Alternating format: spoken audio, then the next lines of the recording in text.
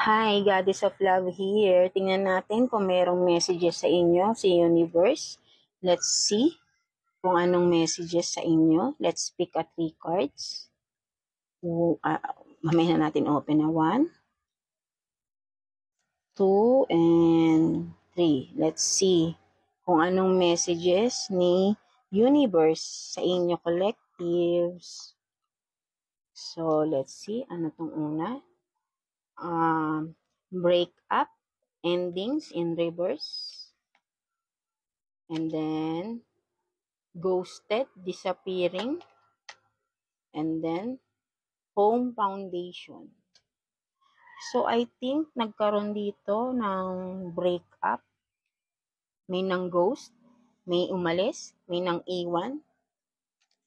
Magkasama kayo, pwedeng live-in partner kayo, pwedeng mag-asawa, something like that.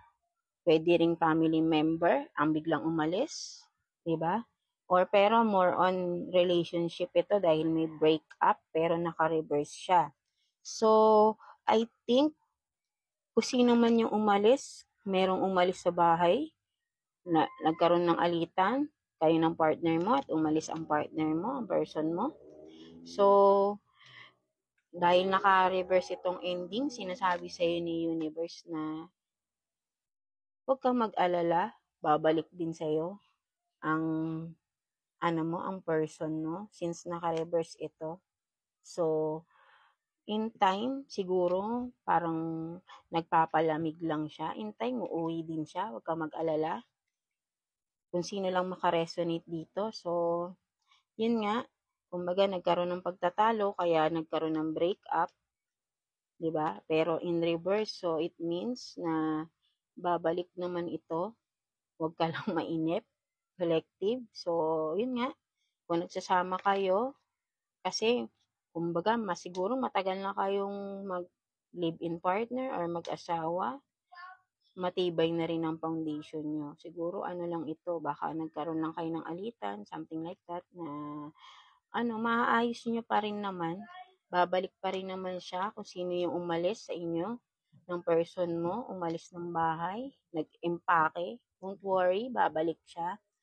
Siguro, hindi lang ngayon dahil baka meron din siyang ginagawang iba or nag-iisip-isip lang siguro itong tao na ito, yung person mo. So, huwag kang mag-inip. Babalik naman siya, sabi ni Universe sa'yo, dahil matibay na ang inyong foundation. So, that's it. 'Di ba? So, hintay lang collective So, babalik pa rin naman si person. So, that's it.